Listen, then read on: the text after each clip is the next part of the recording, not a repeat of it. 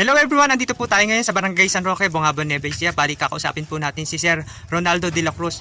Sir, nabalitaan ko po na meron kayong karamdaman. Bali, ano po yung pinakasanhi ng sakit nyo? Nung una po, nakakaramdam ako ng panghihina. Tapos po, hindi ako nakakakain, hindi nakakatulog. Tapos po nung ganun po, nagpa-check up na po ako sa doktor. Ngayon po, sabi sa akin ng doktor na may sakit na po akong chronic kidney disease, stage 5. Kailangan ko na po magpa-dialysis, sabi po ng doktor. Nung sinabi po ng doktor na ganun yung sitwasyon nyo, hindi kayo natakot? Medyo natakot po. Dahil sa nababalitaan ko na pag may sakit na pong ganun, napapaagap yung buhay. Sir, may anak po ba kayo? Meron po, dalawa po. Bali, asan po yung misis nyo? Bali, nasa abroad po. Bali, Napilitan po siyang mangibang bansa dahil po sa karamdaman ko na hindi na po nakakapagtrabaho. siya yung nagsakripisyo para maghanap buhay, para po meron kayong pampagamot monthly. Opo. Bali, sir, makailan po ba kayo magpa-dialysis sa isang linggo? Bali, 3 beses po sa isang linggo. Ay, 3 beses sa isang linggo. Puti, kinakaya po ng katawan nyo. Kinakaya po para sa pamilya. Sobrang hirap po dahil hindi ko ma-expect na ganito magiging sakit ko. Ayun. Magbibigay po kami ng konting tulong para kahit papano meron po kayong pandagdag sa inyong medication. Magbibigay po kami ng 2,000.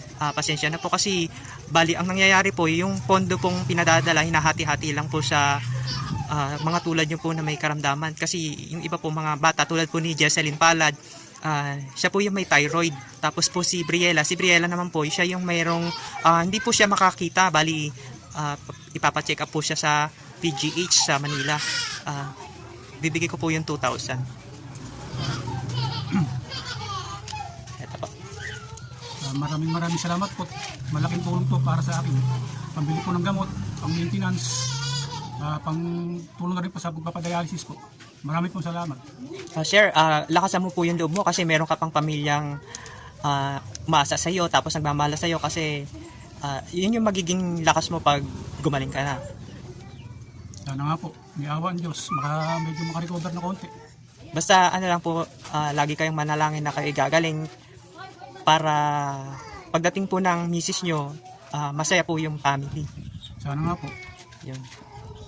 Nagpapasalamat po kami sa mga nagbigay ng cash donation. Ito po sila,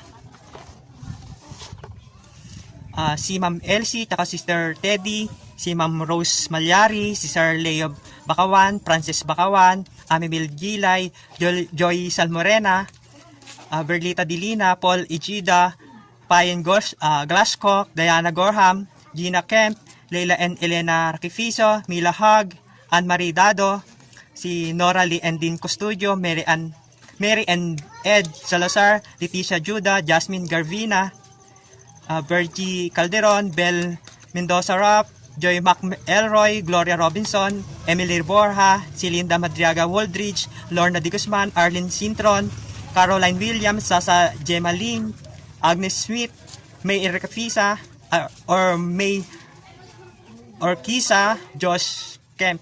Sila po yung nag-donate para po mabuo yung mga pinamimigay po dito sa mga nangangailangan na kababayan po natin. Nagpapasalamat po kami kahit hindi po natin sila kalala personally.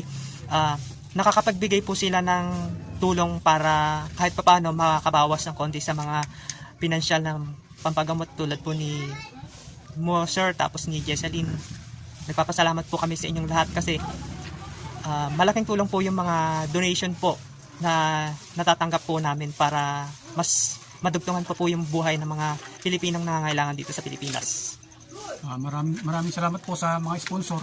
Malaking bagay po para sa akin itong konting tulong, pambili ng mga gamot, pang maintenance. Maraming salamat po sa inyo. Ayan. Sir, ingat ka po palagi. God bless. Basta, lagi mo lang isipin na gagaling ka para sa pamilya mo. Sana nga po. Maraming salamat po ulit. Ayan. Ingat ka po palagi.